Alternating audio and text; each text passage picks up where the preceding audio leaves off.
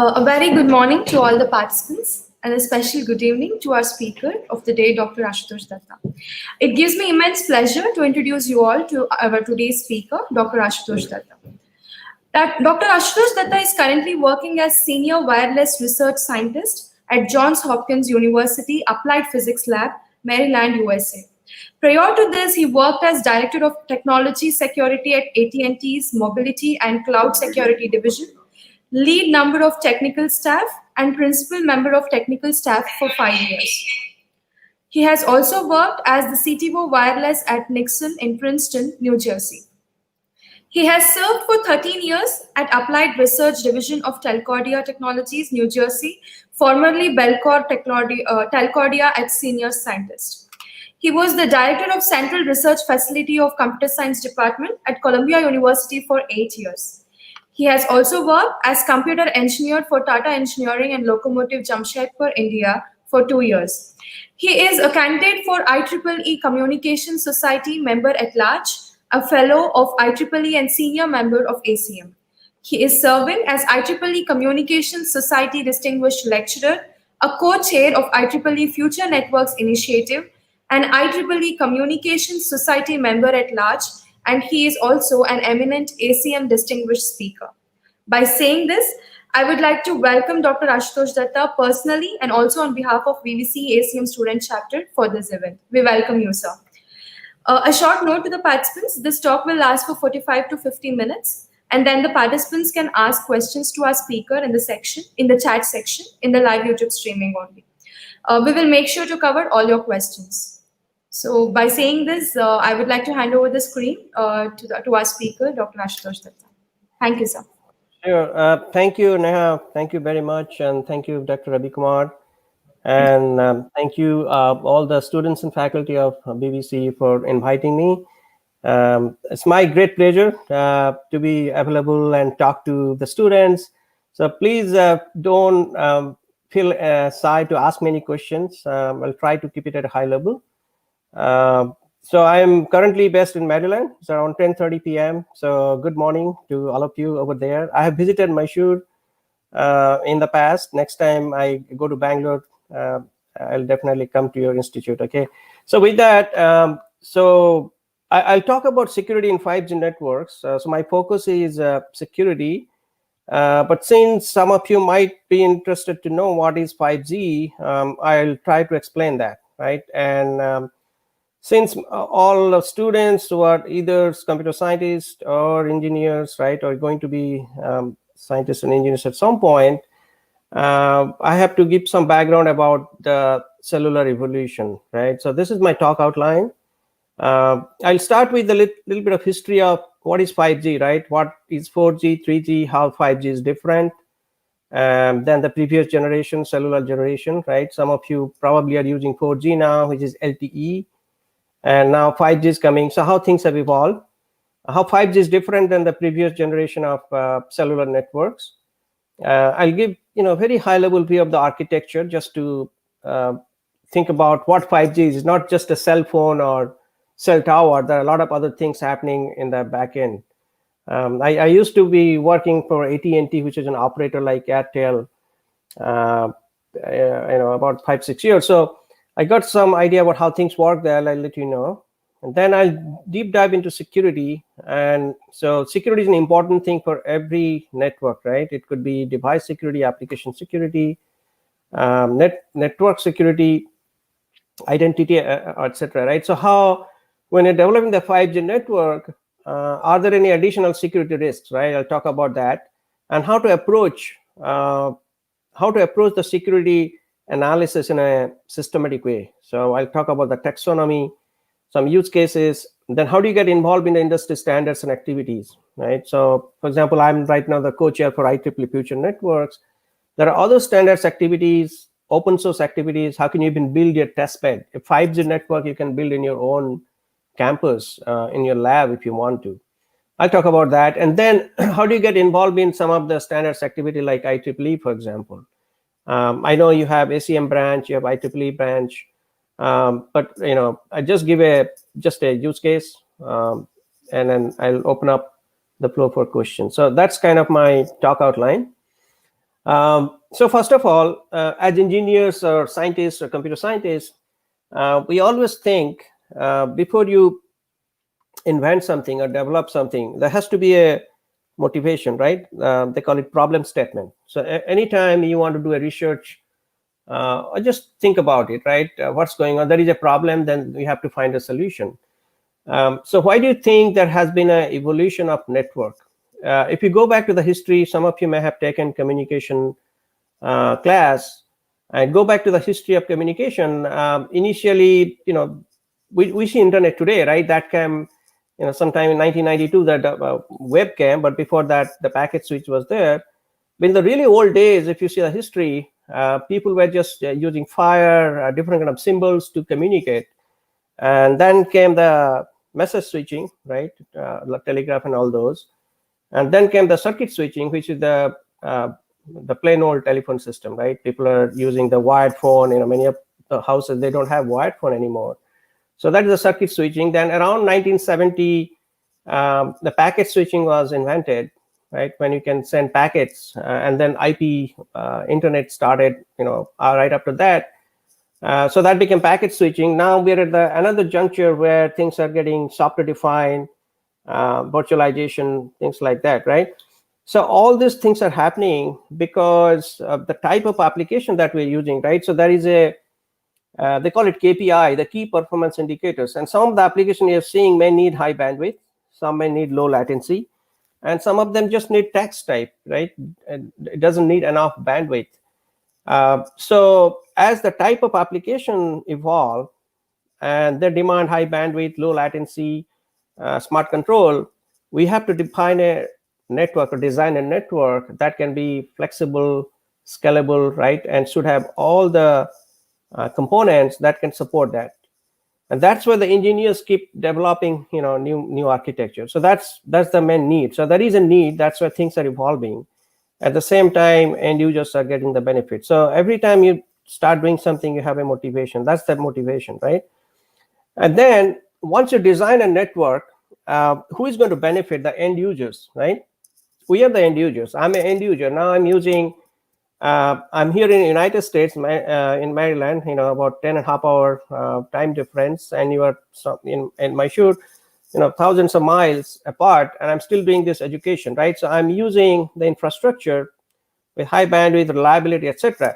So when we say 5G and advanced communication, again, 5G is just a marketing term. So depending on where we are, like at 5G, 6G, or 7G, where every 10 year things are happening. So it's going to affect our every walks of our life, right? Robotics at home, smart grids, intelligent transportation system, e-health, smart parking. So the 5G and beyond communication is going to help and provide this kind of services to the end users, right? So that because it has to be useful to the end users, everybody, right? So, and you have seen that. You have seen the last 10, 20 years, even different parts of the world, everybody has a cell phone now, and they're doing video streaming, etc., right? Anyway, so that's kind of a motivation. It has to be useful. So how things have evolved then? Again, this is cellular. You are using Ethernet, the wired Ethernet. You're using other kinds of network. So I'm focusing on the wireless right now. So if you look at it, the little bit of history, 1980, when things were started with analog communication, this was cellular but analog, right? And then every 10 years, there has been an evolution of a new generation. So the 2G started around 1990, and there are two types of, there are two batch. One was 3GPP, which was European based, and 3GPP2, which is the third generation partnership program. These are two standard bodies. It was developed by Qualcomm, IS95. So Qualcomm is a company that developed a new technology. So there are two technology. One is a GSM. The other one is IS95, developed by Qualcomm. And they kind of progress in parallel, right? And what you're seeing here is the different type of access technology, time division, frequency division, multiple access. What are the type of bit rate? Today we're talking about megabit, gigabit per second bandwidth. It all started with like p kilobit per second. I was working at Telco Jamshedpur. We were using modem even to send 96 baud rate, right? 9.6 kilobit. So And then every 10 years, there has been an evolution and the bandwidth has been increasing, right? So 3G, which started in 2000, WCDMA and CDMA 2000, these are two different types of technology, right? So around 2008 and 9, these two converged. So 3GPP2, it was about to become the ultra mobile broadband, and they all converged in this. The LTE long-term evolution was evolved, right? So this is called 4G. So most of the places we are using 4G now. At the same time, if people are using Wi-Fi, right? So 802 working group, they're working on WiMAX. So that is another wide area networking, right? So what I'm showing here is how the cellular evolution has happened since 1980, and we are here in 2021, and now we are getting into 5G, right? We'll see how 5G is different. Okay, so this is a historical evolution. Things have happened, and then maybe 10 years from now, we call it 6G or 7G. So what I said is the 3GPP, right? GSM, GPRS, 3G, LTE. So this has been a evolution. At the same time, all of us are also using Wi-Fi, which is 802.11. And that was developed in IEEE LAN-MAN standards group. So today they do coexist, right? If you go to a Starbucks or any kind of a cyber cafe, you have Wi-Fi, then go out of it, then you join cellular, and go back and forth, right? So these two are going to coexist. The reason I'm pointing this out, although my talk today is mostly on 3GPP cellular type, there is a lot of research opportunity also on the 802.11. So if you see, they're kind of going in parallel, 802.11 AD, AX, AY, and if you look at the bandwidth, they're more or less in a comparable bandwidth, right? So they're always going to coexist, and so there is opportunity to do research in both. I think that's the point I'm trying to make. All right. So what is 5G then? So there is a standards body called ITU, International Telecommunication Union, that is represented by people from different countries, right? And they make the ITU, TITU.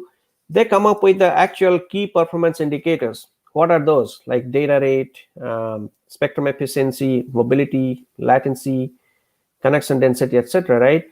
So they have something like, it was when it was 3G, it was IMT 2000 and IMT 2010, and IMT 2020, which is equivalent to 5G. So the way it works is they define different requirements. And then, so in this case, let's say enhanced mobile broadband, massive machine-to-machine type communication, ultra low latency communication, right? And then they send it back to the standards body called 3GPP, which is third generation partnership program, right? Is under European, it's European Telecommunication Standards Institute. See, just for your information, every country has their own standards organization. Like in India, TSDSI, right? In United States, ATIS, American Telecommunication Standards. In Europe is ETSI. In Japan, it is ARIVE, and so and so on. In China, is different, right? So these are the local national standards bodies, and they go and represent, in ITU or like that. So ITU is the international organization. Then they send it to 3GPP that has been defining this 2G, 3G, 4G, right? So now they try to define the actual architecture, and it comes through phase-wise. What I'm showing here is the three different vertices, right? Enhanced mobile broadband, ultra low latency, and massive machine-to-machine type communication. So each, depending on the type of application, you may need high bandwidth. You may not need that much of low latency, right? So let's take an example. If I'm talking about self-driving car, I may need low latency, but I may not need that much of bandwidth, right? But if I do augmented reality, I need high bandwidth, I need low latency. Similarly, machine-to-machine type communication, which is smart city type or sensors. So depending on the KPI, you pick an application and you see, okay, how much of bandwidth I need, what is the latency requirement, what kind of control I need. Once you determine that, then you can design your network, right? And there are different enablers 5G has. I'll go over that.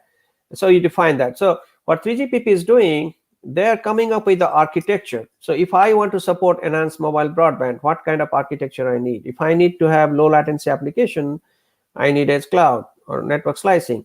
So these are different characteristics of 5G, and I have to, as an operator, if I'm an operator, I have to deploy those kind of things, right? So that's how it is happening.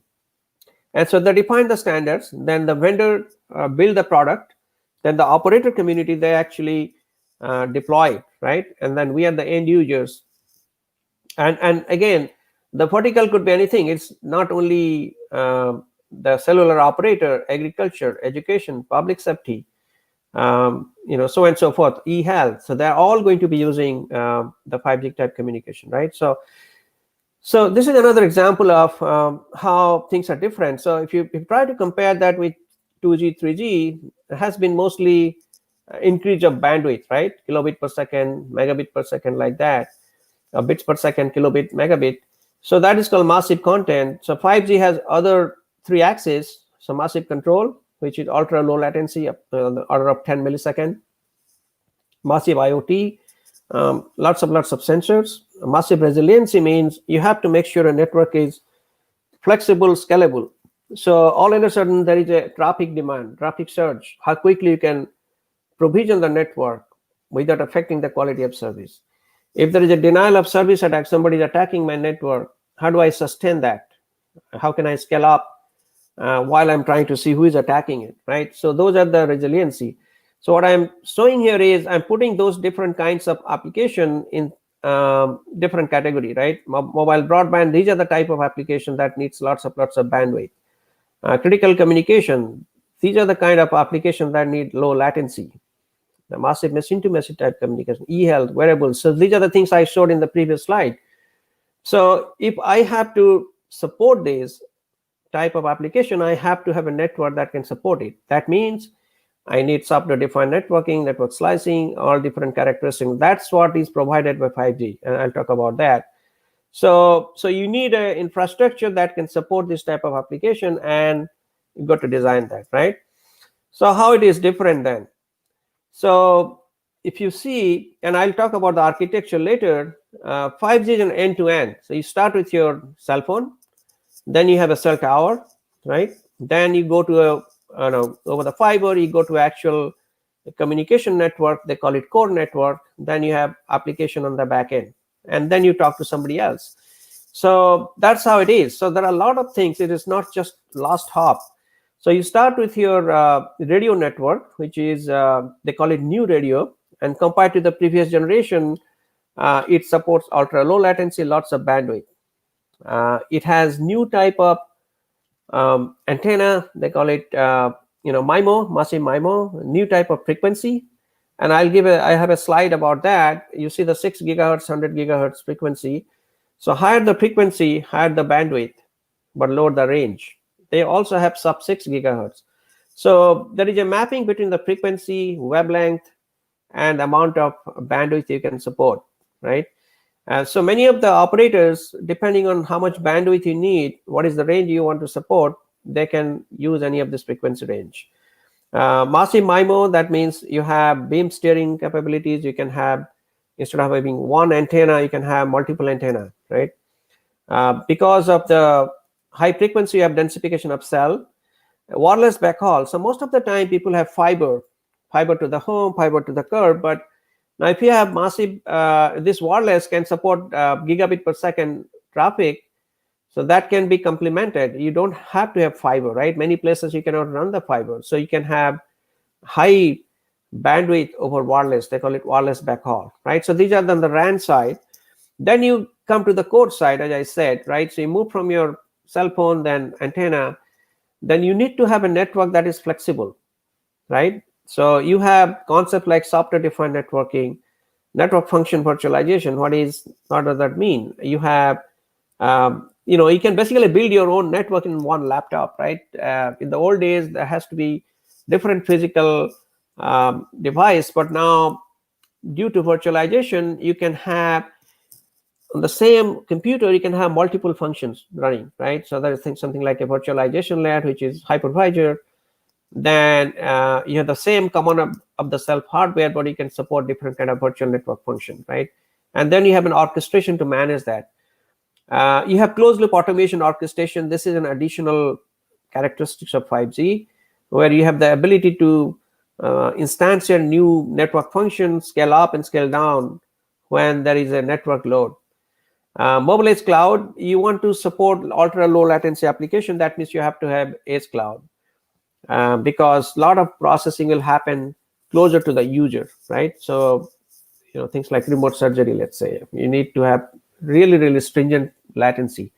Network slicing, that is another key characteristics of 5G, and you see the picture here. So you see right here, I'm showing how you have an antenna, which is radio access network endpoint, then go to the cloud, right? So during this, let's say there are 4 or 5 different type application. One is priority, one is non-priority, and you're using the same, sharing the resources of the same network function. That means your CPU power, memory, disk storage. If you have a high priority application, you are going to assign more memory, more CPU, more whatever storage to that. So you're kind of multiplexing or sharing the resources all the way, right?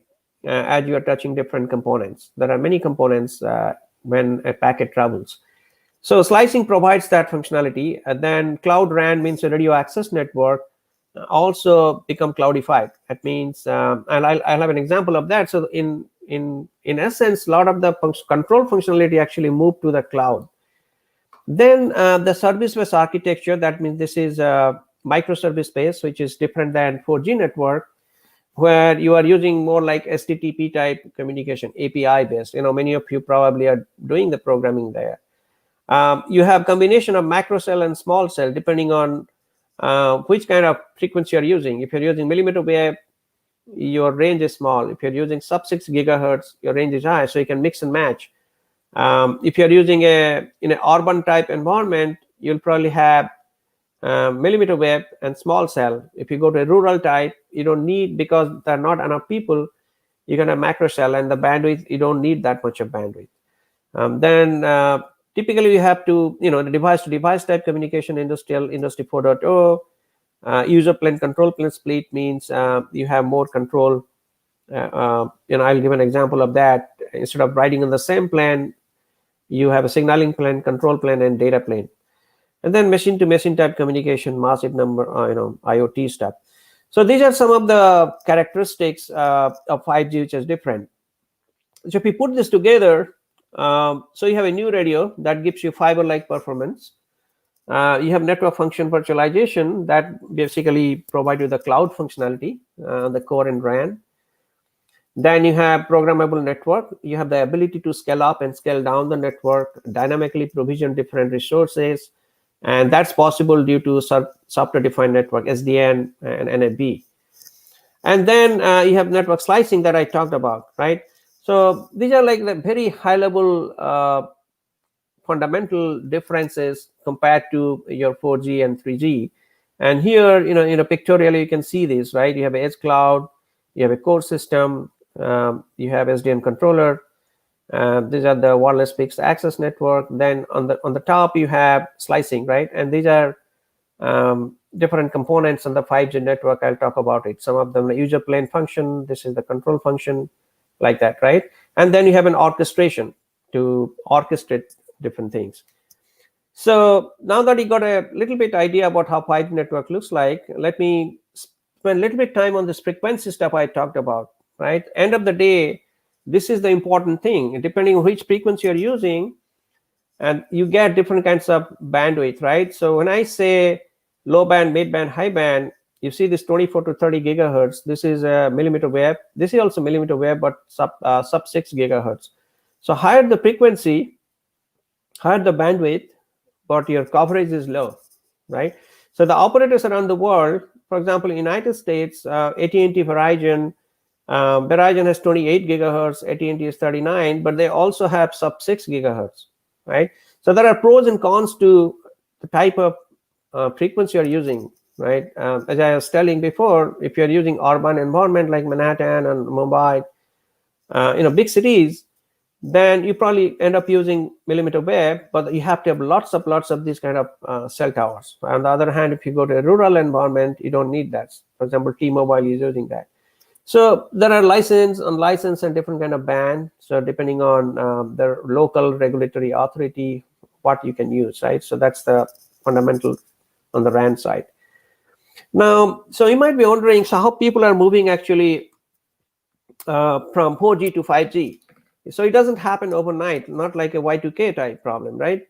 So today people have standalone LTE, which is long-term evolution, the 4G. So there is a core network, there is a E node B, and now if you go to 5G, there will be 5G core and new radio, right? So this is how ultimate option 2. Again, this is all defined in 3GPP, which is a standards body. So what is happening now, there is a transition scenario there. Most of the operators, because the 5G core is still being developed, and new radio is on the radio side, and they already have this today. So they are taking a stepwise approach. They call it non-standalone. That means you're still using 4G core, LTE core. You have E node B, and you are using new radio. So you're doing the signaling through E node B, but you're sending the data directly because you are taking advantage of the high data rate that is available through new radio. So you're sending data, right? On the signaling, you don't need that much of bandwidth. So you go through the E node B, and the E node B talks to the EPC, right? So eventually the operators will come here, but it's taking, some operators have started doing that, like Rakuten, for example. In India, just like Jio did, they directly jumped into 4G. They didn't have 3G. So maybe some company will come, they directly get into 5G, right? That might happen. Anyway, so that's happening. There's the deployment side. Now let's get into the security. So now that you understand how a 5G network, how it is different than the previous generation 3G, 4G, right? It's not only bandwidth, it has sensing, low latency application. Then you got an idea about the different characteristics of 5G, starting from your RAN, your core, SDNP, network slicing, edge cloud, CloudRAN, right? So these are different enablers. So with all these, we are getting lots of benefits because we are able to support different kinds of application. But let's talk about security. So when you say security, means every time you're adding new enablers, there is a legacy security that you have to support. At the same time, because of the additional enablers, additional risk may have to be studied, right? So there are security risks to 5G on the application side, on the device side, on the infrastructure side. At the same time, they also have inbuilt opportunities. So we should not be, it's not like a glass half empty or glass half full. So we should look at both, right? So opportunities means glass half full, right? And this is glass half empty. Think about that way, right? So let's study that. Whenever you design a new network, new things come up, you have to look at pros and cons of both, right? So that's what I'm trying to explain. So before I do that, I want to be a little bit technical here because we are all technical people. So here, this is how a 4G network, the core network used to look like, right? Or looks like today. So you have a data plane, serving gateway, PDN gateway, and then you have a control plane. So when you switch your cell phone on, you have to connect to your network, right? You go through your radio tower, then the mobility management entity, HSS, these are all the credentials. So if you have subscribed, you're a subscriber to, let's say, Airtel or AT&T, you go and get authenticated. So once you're authenticated, you are ready to send your data. So you can send your data, you call somebody or go to HTTP or CNN.com, whatever, right? Any kind of server. And then you get the data. Now this is, there are about, I'm not showing all the components, there are 13 different interfaces. But then if you look at the 5G core, things become more granular. It looks complex, but actually it's microservice based. So I don't know if some of you are doing any service-based architecture. The components become that they actually got split. So the whole MME got split into AMAP, AUSAP, SMAP, for example, right? And this is still the user plane. The serving gateway, PDN gateway became user plane. So So unified access, service-based architecture, edge computing enablers, flow-based quality of service. So these are some of the additional functionality that got added, and this became service-based. That means these are all STTP. Most of the interfaces are STTP version 2 JSON type architecture, right? So you can subscribe, publish, subscribe. So things became more service-oriented network type architecture instead of depending on diameter type protocol. So that means you're opening up more interfaces, right? And that might expose more threats too, while the operational complexity is getting better, right? So this is how actually it looks like. Just to give you a quick preview of, you see the user plane function, then you show the AMAP, SMAP, ECAP, and these are different interfaces, right? So there is a GTPU, which is the data protocol. This is the signaling protocol. And these are the service-based interface I was talking about. So AMAP is talking to NSSF, which is a slicing function, authentication function, data management, right? So these are they call it N22, N12, like N40. There are about 40 or 50 different interfaces. But these are HTTP REST APIs because these are all service-based architecture. So in a way, some of the thread that was associated with diameter type protocol moved to HTTP REST API type, right? And we'll talk about that. But I wanted to, show that how the core architecture changed from 4G to 5G, right? All right. Then talking about security. So you saw that so how 3GPP is also defining the actual security architecture. That means, what is security? You have identity, you have encryption, integrity, all those, right? So if you see security 101, you need to make sure I'm the right guy connecting to the right interface, and my integrity is maintained, authentication, and so that means you need to derive the keys to protect the communication over the air, to protect the communication between the core.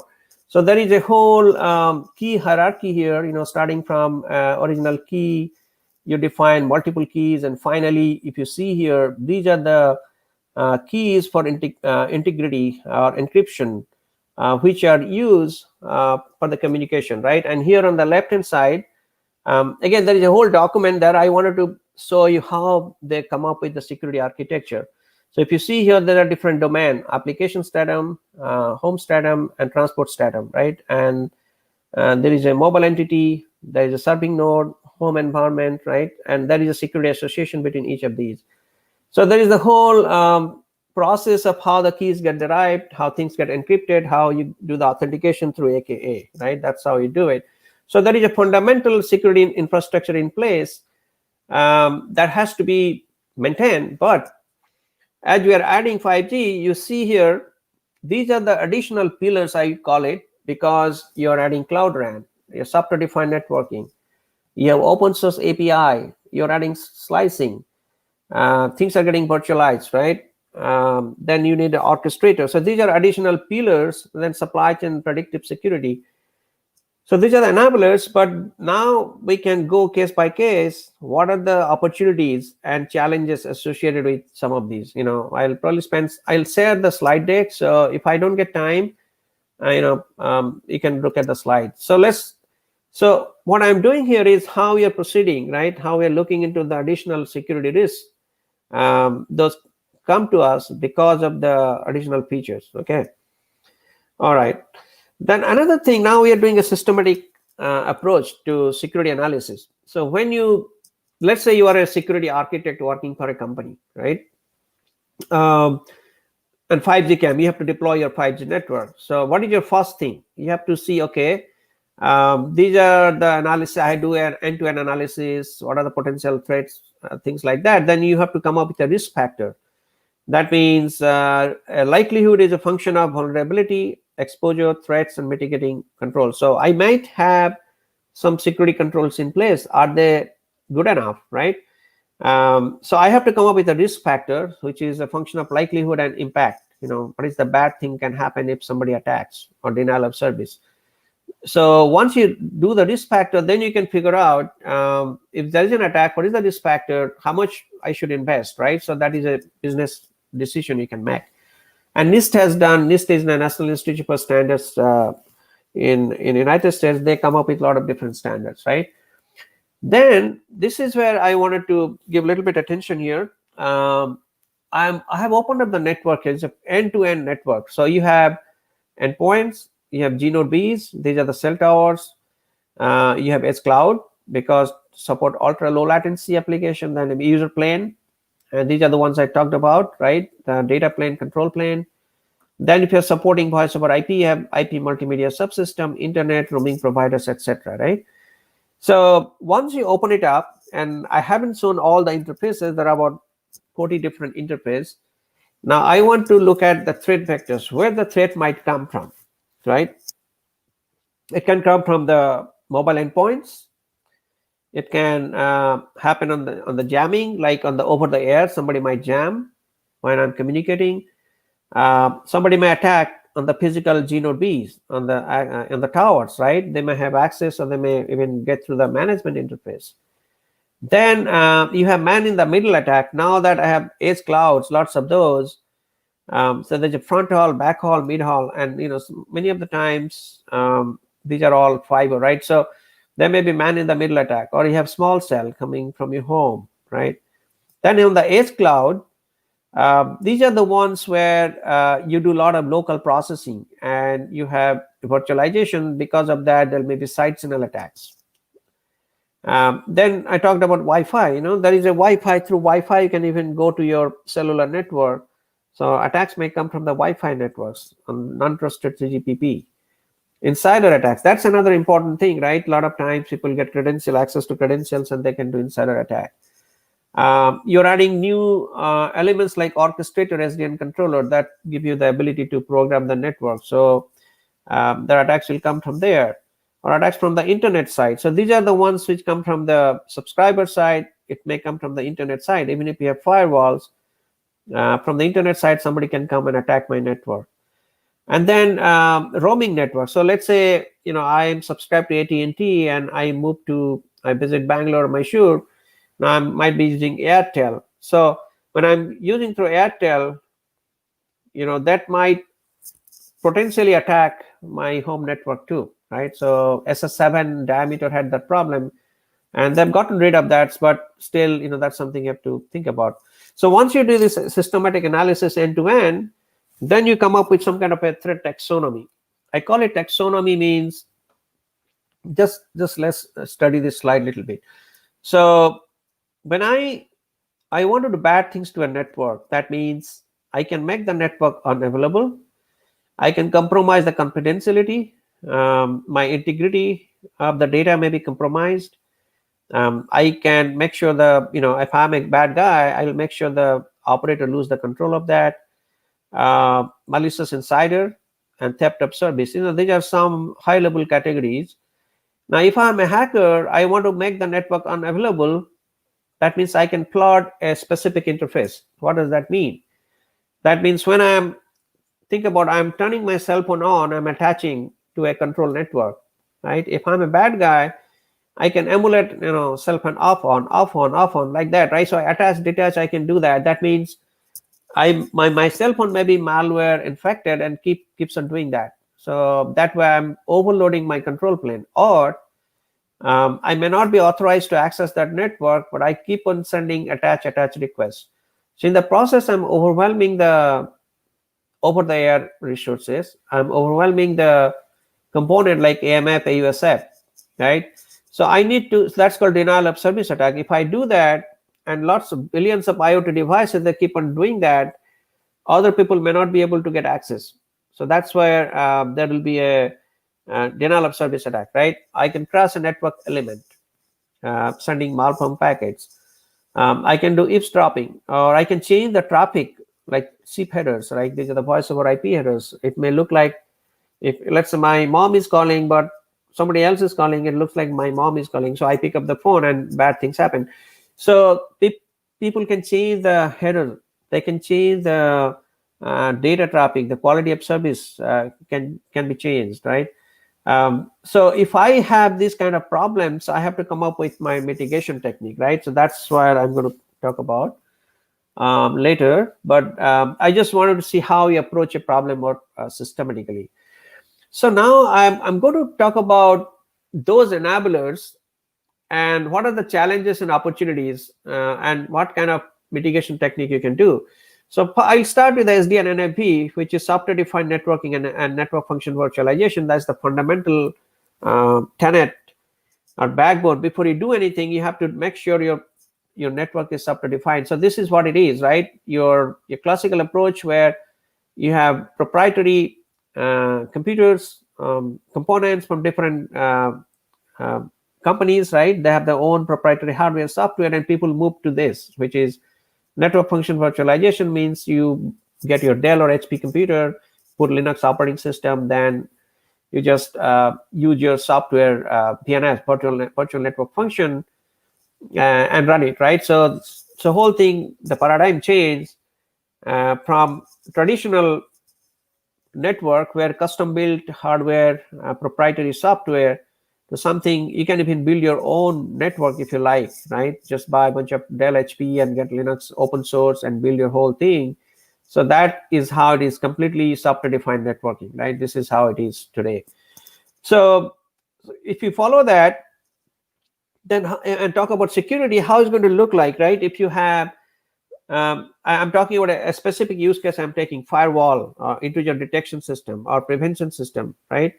So these are my firewall from different vendors. And when I used to be in AT&T, many operators, they have this kind of things, right? And they're all different operating systems. So if you have to move away to a common generic approach, you have a common cloud operating system, then virtual DDoS, firewall, and IDS from different companies, and then you have operational management framework to control that. And I'll talk about how it is. So the advantage of this is you don't have to depend on a proprietary system. They all follow a common standards approach, right? And you can scale up and scale down and instance at any point of time. So what is the advantage here then? So this is the example I'm giving here. They call it, I am showing two things here, closed loop automation orchestration here. And I call it security as a service. So you have a software-defined networking. You have the virtual machines here, a security function, let's say denial of service DDoS, virtual DDoS, that will detect the denial of service attack. Then you have IDS, which will tell you the details of the attackers, which location, what is that phone it is coming from, IMSI, IMEI, all those. Then once you know that, how can you control it? So in this specific example I'm showing, there is an attack may happen in the control plane or data plane, right? Now you understand what is control plane and data plane. And then I have to have a way to analyze the analytics. I get the analytics, and these are different probes. I get the alerts. I send it to an orchestration, and then I have SDN controller that has the ability to instantiate different functions and put the rules. So in this case, let's say I see a traffic spike. There was an attack happening, but I don't know who is attacking it, right? So I immediately instantiate a new security function like IDS that does the deep packet inspection and tells me who is attacking from where, right? So once I know that, then I can, this is my firewall. I know the source and destination where it is going. I go and change my firewall rules. So my attack is subsided, right?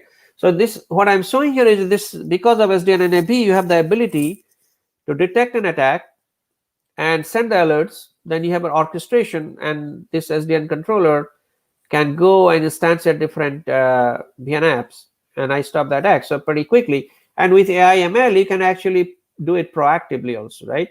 So this is an advantage of SDNP, but there are security advantage. You are adding the resiliency, programmability, your ability to detect and control, and you can instantiate additional functions during that time. So, and in later slide, I'll talk about the problems or what are the challenges, security challenges, right? Oh, right here.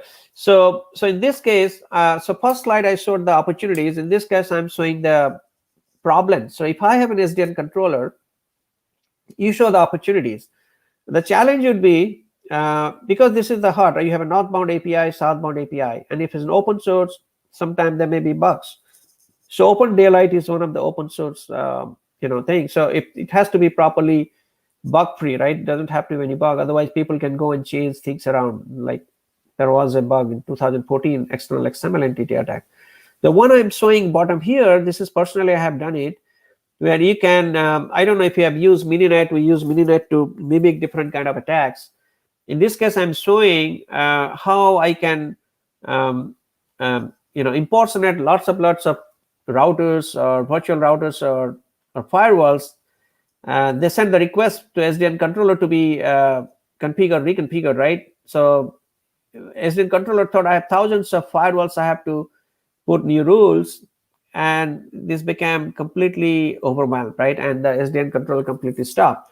So if you want to look at the challenges now, this is what I'm showing. I'm trying to put them in a slide here. So in this case, SDN controller is a new enabler.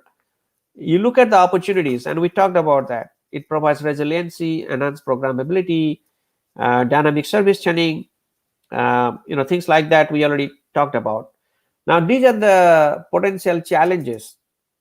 So denial of service attack through southbound interface, REST API parameter exploitation, northbound API,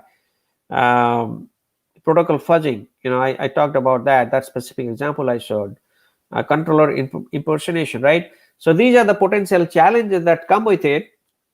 And then you look at the risk security. I was talking about that, right? What kind of risk you have? What is the threat likelihood? Is high, medium, or low? And then once you determine that, you see the potential mitigation technique. If there is a REST API parameter exploitation happening, what kind of mitigation technique I should take?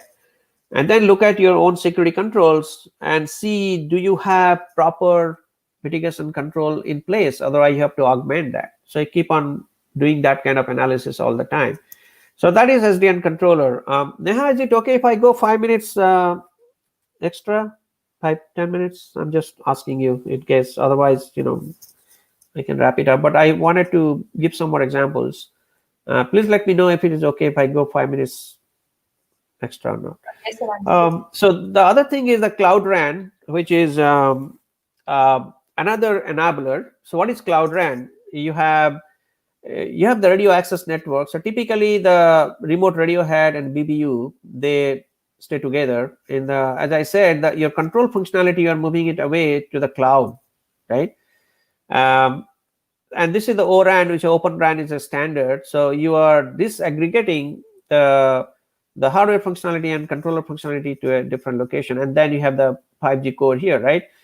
So by doing that, you are putting a lot of things in the cloud, right? So in this case, let's see what are the potential security opportunities, right? So if you are using CloudRAN, your programmability and virtualization of RAN will adapt to the dynamic nature of traffic, right? You can embed your DDoS detection mitigation stuff in the RAN side.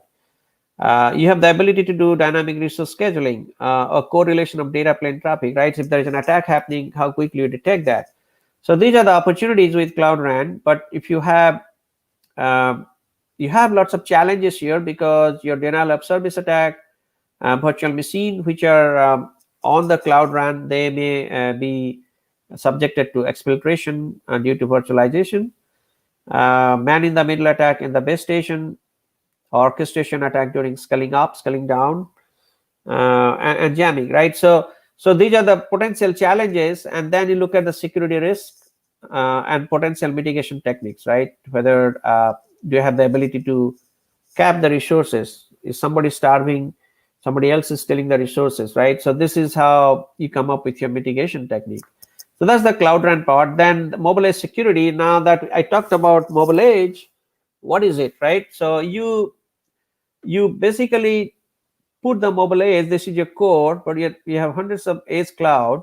A lot of things happen at the edge, local processing, because you have to support low latency, right? So if you have different types of users, some of them are priority. You cannot wait for 10 seconds. You may have to do it in few milliseconds, 100 milliseconds. So if you are processing that, you still have to secure them, right? So what is happening is because of that, a lot of security contexts are being stored here, because you want to secure at the same time. But because in the edge cloud, they are also prone to vulnerability, right? So what is happening there?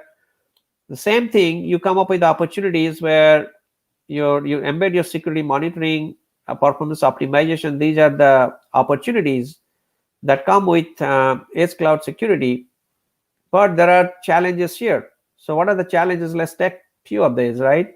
You are storing the security context at the edge. That might lead to malicious spoofing attack, because edge clouds are somewhere not near the core, right? They may be prone to attacks. You'll be depending a lot on the cache, caching, because low latency, the cache poisoning, cache overwhelming might happen.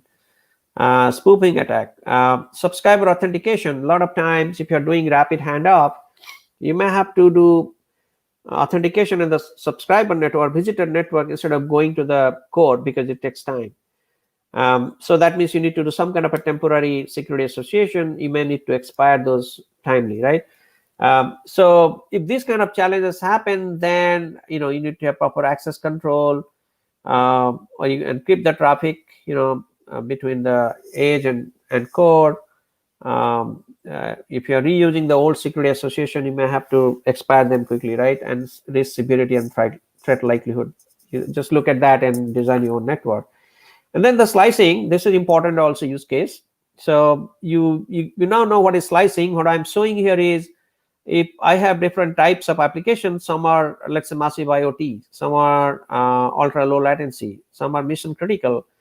And in this case, I'm showing the virtual AMF. This is my signaling. This is my user plane function, right? So this same AMF can be shared by multiple slices, right?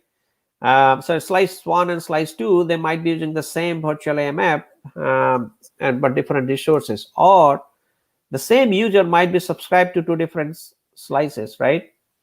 So which is a good thing, because you can deassign resources, but there are security risks, because if one slice might attack another slice, they may have different security protocols. One UE may be connected to multiple slices and being the source of attack. There may be side channel attacks, right? When you are assigning the resources on the slice, there may be impersonation attack. So these are the security issues with the slicing. And similarly, you can put that security opportunities. What are the opportunities with slicing in terms of security, right?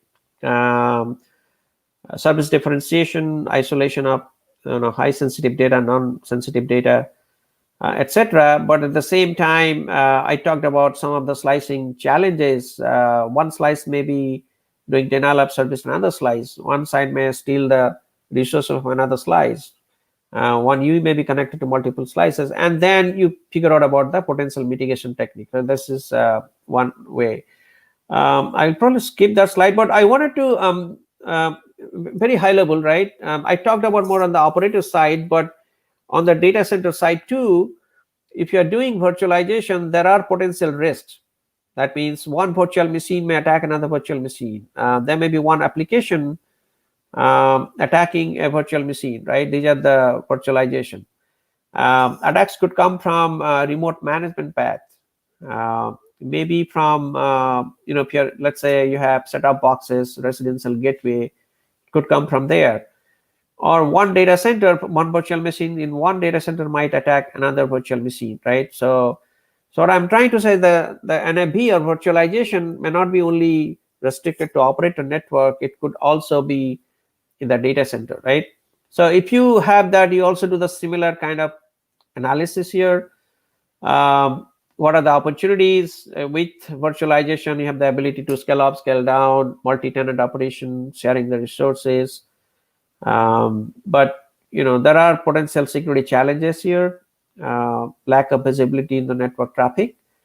The BNF catalog means you are instantiating new BNFs that may be compromised, or if you are adding new BNFs, which are the network components, instead of installing in one place, the hijacker may hijack and put it somewhere else, right? So those are the things of verification, all those mitigation technique you have to think about. 2 more slides about the security. So open source API, I talked about it. So there are lots of interesting open source community there. If you see here, in that some are the orchestration, some are SDN controller, some of them are RAN, Open RAN, for example, Open vSwitch, etc. So there are lots of advantages in terms of faster time to market, flexibility, agility. But in terms of challenges, you have to think about level of support, lack of documentation. These are the things you need to worry about. Now, the supply chain security, this is becoming very important also. If you look at now that you know the 5G network end to end, you have a user equipment, you have radio access network, you have core network, and I have shown the companies, the bigger companies, what kind of markets that they have. This is a little old, but you can see um, when you deploy a specific component from a specific company, you have to think about whether they're actually following certain best current practice. And my next slide, I talk about it. And so that is what supply chain security is, right? So if you see this CSIS, they're working group on trust and security in 5G networks in Washington, D.C. They have come up with a document. It's a public document. You can read it. These are the factors that affect political governance criteria, business practice, cybersecurity risk mitigation, and government action. So when you are deciding to install certain component in your network, you need to keep these things in mind, right? Are they following standards? Do they have best current practice? If they're providing the patch, how do you make sure they don't have any bugs or traps, right? So these are the things you need to worry about. This is the standards body I was talking about. There are many standards bodies out there. Each of them has their own role. I talked about 3GPP. I'll maybe IEEE a little bit. There are lots of open source standards where you can get the open source 5G and build your own test bed. I'll give an example of that, but OpenAI by OAI, for example, Open Air Interface, they have their own open source. Open Daylight, these are the SDN stuff. Open RAN Alliance, and then Linux Foundation, you have orchestration, OpenStack, etc. I'll talk about NSF Power Testbed. So if you want to follow what is happening, these are the ecosystem. You should take a look at that. This is an example of NSF, National Science Foundation. They have created a public-private partnership testbed. I call it Power. Platform for advanced wireless research, and within APL I work for Johns Hopkins Applied Physics Lab. We have built our own test bed, and right now New York City is building. They are building this power. NSF is building millimeter wave type network in Salt Lake City. This is in Columbia University. This is in Salt Lake City University, Utah University of Utah, and they're using the massive MIMO type because this is a semi-urban. This is a urban environment. In North Carolina, they're using drone-based testbed. There is one coming up with rural type. The Coliseum in Northeastern University used to be in so this is like signal channel emulator, used to be at Johns Hopkins before. So what I'm showing here is there are tons of this kind of test beds around the world where you can go and experiment. So if you want to do millimeter type experiment, you can go to New York City, and they have all different resources. You can go to a website and check it out. Let me know how you want to get involved. So depending on the specific use case, they have the open source components. You can just go and use your own stuff. So there are two options. You can build your own test bed like a small scale, or you can get account in any of this test bed and try your own experiment, right? If you want to play around. This is how it shows, like for example, in Columbia University, they have built this millimeter wave experiment. They're doing a lot of interesting experiments like bandwidth, handoff. In Salt Lake City, they are using in the campus, they're moving around. And I know in India also, there are a lot of interesting test beds happening, right? IIT and IISc, they're building a 5G test bed. That's a good way to get so you understand the standards, then you get involved and build the actual thing. So in terms of the actual adoption, what is happening, right? There are some technical barriers which we have to deal with: spectrum sharing, security, densification of cells because of millimeter wave, and there are radio frequency issues like performance issues, backhaul, midhaul, terrestrial, non-terrestrial like satellite and terrestrial network. There are complexity. You saw the network is complex, so SDN, NMP, microservice, open source.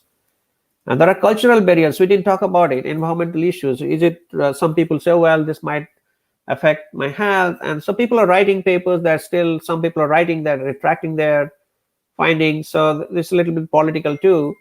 And there are policy barriers, the supply chain stuff we talked about, right? Vendor interoperability, supply chain issues, these are also affecting the deployment. And spectrum, dynamic spectrum scanning, many companies are using that. They're also looking into terahertz, which are like 6G type, or use up on license band. So these are some of the key points when we try to deploy 5G, and things are moving along, but these are the things we need to worry about. So before I get to IEEE Future Network, I wanted to summarize my technical talk here. So the fundamental thing I was trying to convey that you need a new network because we need to adapt the network so that it becomes resilient and it can be flexible to support different type of emerging application, right? That means it may have different KPI, high bandwidth, low latency, etc. Then coming back to security, there are additional security pillars that we need to think about. And there are opportunities that we can take advantage of, like resiliency, automation, edge detection. But at the same time, some of the challenges we saw, side channel attacks, inter-slice communication, resource starvation. I haven't mentioned everything here, but you get the idea. So now, how do I approach that? You need a systematic approach. So we did a threat analysis, risk analysis, open up the network, end-to-end threat taxonomy, and then come up with the mitigation technique, right? And then look at your security controls, what you have. What are the gaps you have? Can I augment my network control? If I don't have IDS, can I put new IDS monitoring tools? So implement some best current practice and keep on looking at your security controls, new threats, and augment that.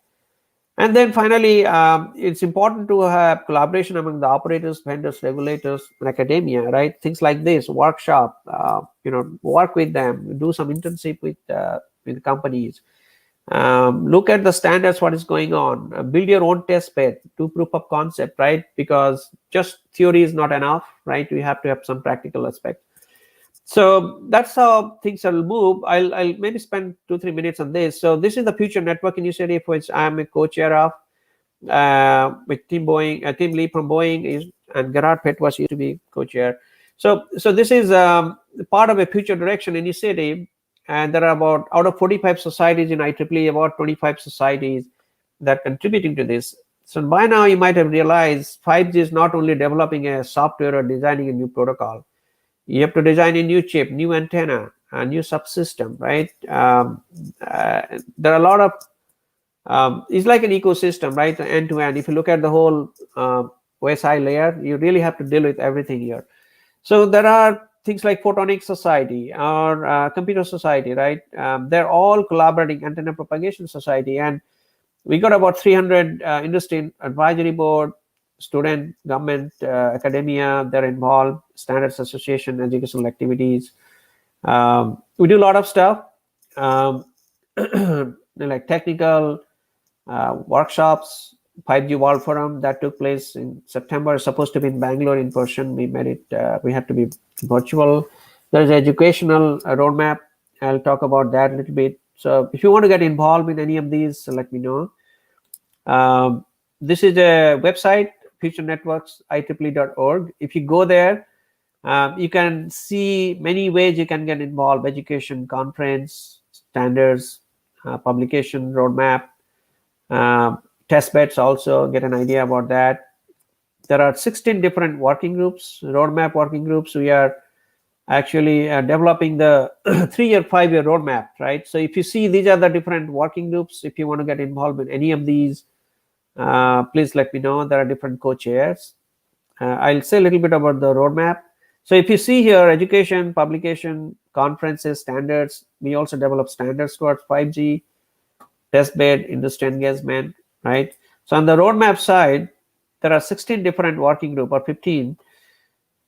And depending on your interest, you can contribute to this evolution, or we can participate also. So massive MIMO, satellite security, deployment, systems optimization. Recently added AI, ML. And if you want to get involved any of these, you send mail. There are co-chairs for each of these. For example, we also started something like connecting the unconnected. So 50% of the world population, they don't have broadband. How do we make sure they take advantage of the 5G? So these are the contacts. I'll share the slides anyway, but leadership contact. So this is an opportunity for anybody, student, researcher, faculty, industry, regulator, to be part of it. We also collaborate with other standards bodies like 3GPP, ITU, etc. This is my last slide. So in short, I wanted to, I know we have a lot of audience in the students here. So I wanted to give an idea about why we need a new network and how 5G is different than previous generation of cellular networks like 3G, 4G in a very simple way. And then I started talking about security. What are the different security risks? When you add new enablers, at the same time you take advantage of the opportunities. And how do you approach in a systematic way, right? I think at this point I should stop my talking. And I know I'm a little bit late, like 10 minutes over maybe. So I'll be happy to answer any questions if you have. Thank you so much, sir. That was indeed a great talk. We have few questions from the participants. The first Sure. one goes like this. When can we expect 5G spectrum auction? Because government is yet to do 4G spectrum auction in August. So I think that varies from country to country, right? So for example, FCC keeps on doing its own auction. So there's a regulatory question I cannot really answer. It depends on the local government, right? Yes, sir. So the next question goes like this. It's kind of general one. Sir, we have this recent update on WhatsApp to link our account to Facebook. So how businesses can use user data for their own use or to provide ads? They can even store and manage our chats. So how secure is this? Providing the access to your data to a third person. So there would be no privacy at all. What are your views on them? Yeah, very good question. Actually, there is if you see, so it's a security privacy, which I did not cover in my talk, but it is a, hold on, let me see. I have my pillars, right? Yeah. So there is a data security privacy, which I didn't have time to go into it. One thing I would say, I'll send you, we are actually working on this roadmap document around data security and privacy. I'll send you that. If whoever asked the question, please let me know. But the only thing I would say that while we are taking advantage of the data, at the same time, how do you make sure this is secure as well, right? So we call it data at rest, data in transit. This is more like a data at rest type, and whether we are breaching any privacy by doing that. There is a panel coming up on 17 January also on the same topic. So I don't know whether I want to answer your question directly here, but this is an important topic that we are looking into right now. Yes. One thing I wanted to, because I used to work with Chief Security Officer at ENT, there are things like logging mechanism, who is accessing your data. Those are the things also important. On the other hand, there is something called lawful intercept, right? LI, they call it. Many places, government, they have the ability to even tap our data, right? So that's a complete separate issue. What kind of lawful intercept? Who can do that? So there are a lot of legal issues there too. Thank you, sir. The next question is, currently is any country using 5G? If so, what is the infrastructure used? Yeah, thank you for asking that. So as I was telling, right, there is a, and my personal experience also, if you saw that, you have to have an infrastructure first, right? Like the SDNP, for example, which is software-defined networking and network function virtualization, right? So let's see. I have the enablers here, right? So So if you see the core network, right, initially you have to have a network that is equipped with software-defined networking, and you can have virtualization. So when I was in AT&T, many of the operators, like in 2013, this is a personal experience, we are involved in SDNP. So that was the time people thought, well, let's move away from monolithic proprietary system and build an infrastructure that is software defined and it has virtualization at the same time. So once you build that, then you can keep on adding this mobile edge cloud, network slicing, closed loop automation. So to answer your question, when operators are in different stages now, right? Some of the operators, first of all, most of the operators have SDN and NP. But as I was telling, let's say 5G core is still being defined. So maybe some of them may not have complete 5G core. So for example, they may have edge cloud. They may not have network slicing because it is still being defined. They may have, so here, for example, if I take a look at here, let's say software defined networking, most of the operators, they have it. Closed loop automation orchestration, they have it. They're defining the mobile edge cloud, okay, because this is already available. And the next thing they're doing is CloudRAN, which is Open RAN, right? Network slicing is still kind of little behind because standards is still being defined. So it is almost like a stepwise approach, right? So many times when I see AT&T, I see my phone says 5G evolution. It is not completely 5G yet, but maybe they have done 30%, 40% of complete 5G specification, right? So that's why this transition thing, a stepwise transition happening, right? And in fact, this 5G course should be further subdivided, right? What exactly it is, what part, how much percentage of the 5G core has been defined, right? I hope I gave you an answer to that. Yes. Thank you, sir.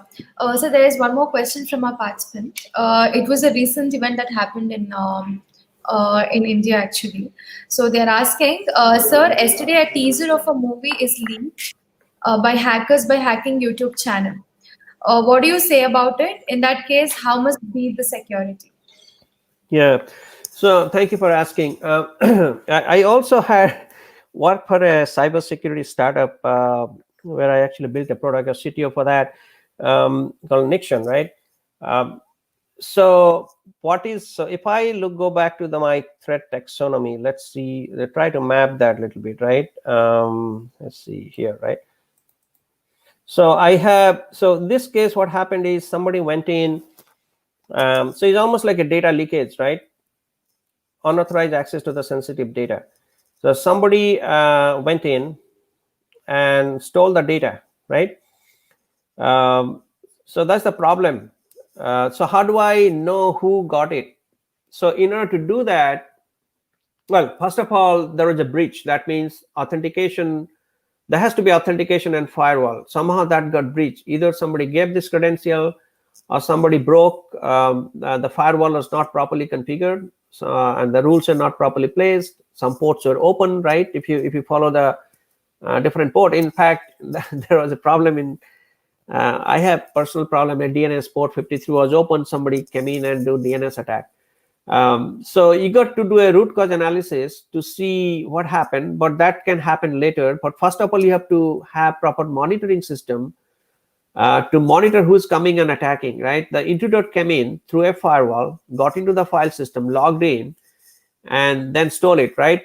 So there are ways to monitor that, and even you can also know what got stolen, and you can get the alert, right? The example I was giving, this. Sorry, I think I gave an example of how do you do the right here, right?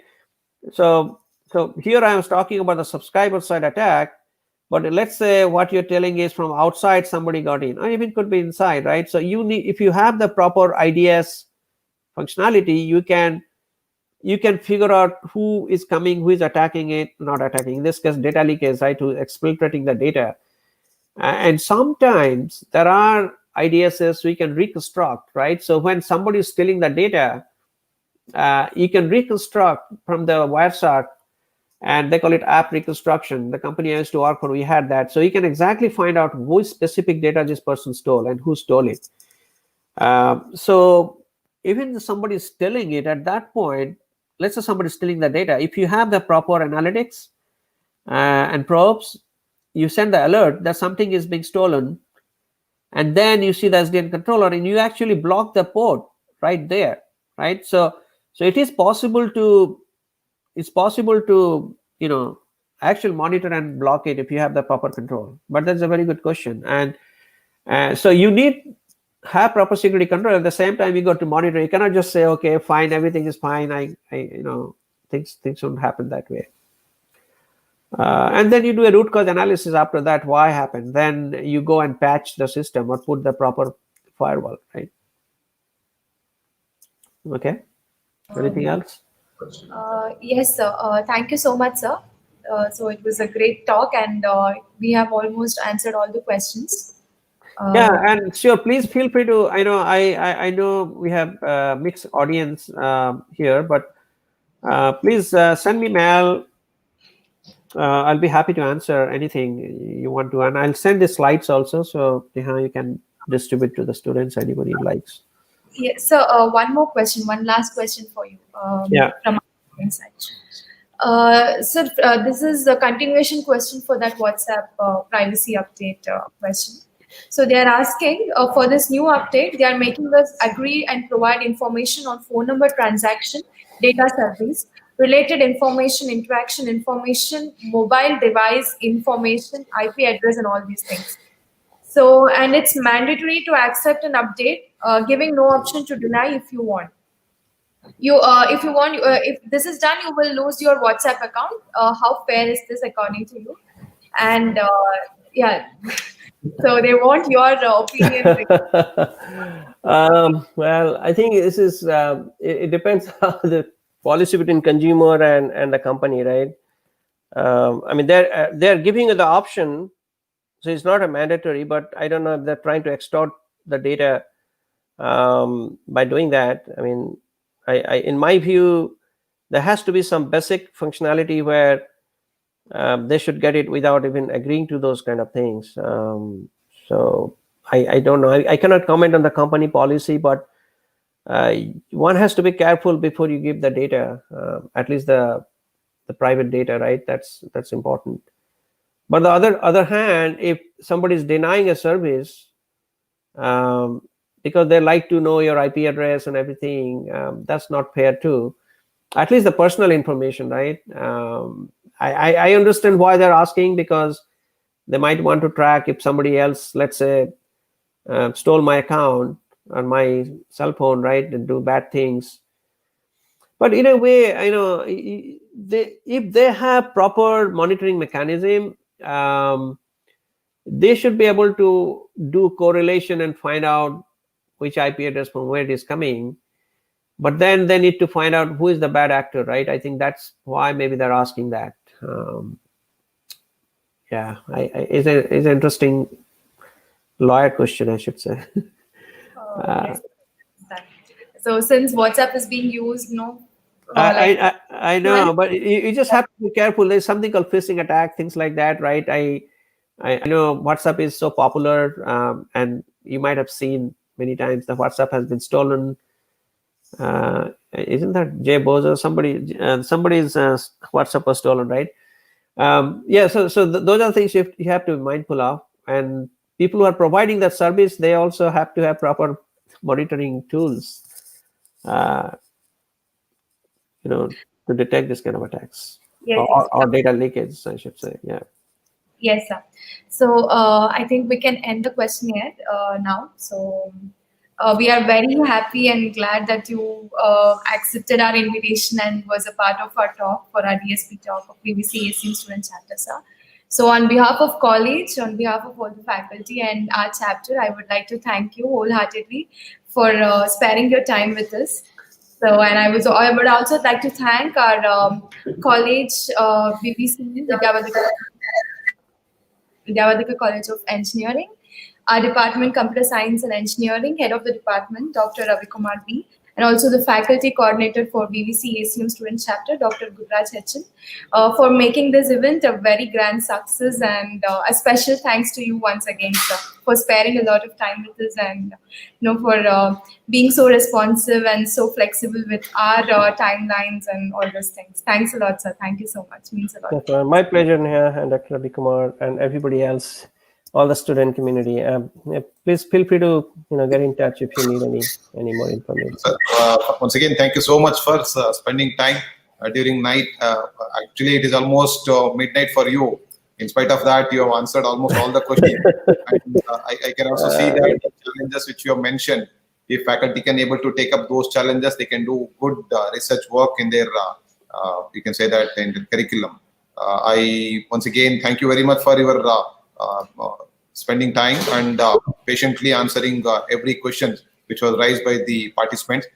We really appreciate your concern, sir. Thank you very much for joining us, sir. Thank you once again. My pleasure. Have a great day, everybody, and thank you for inviting me. Good night, sir. Good night. Hope to visit you. Yeah, definitely. Okay. All right. Thank Bye, you. everybody. Have a great day, great weekend. Bye-bye. Bye-bye.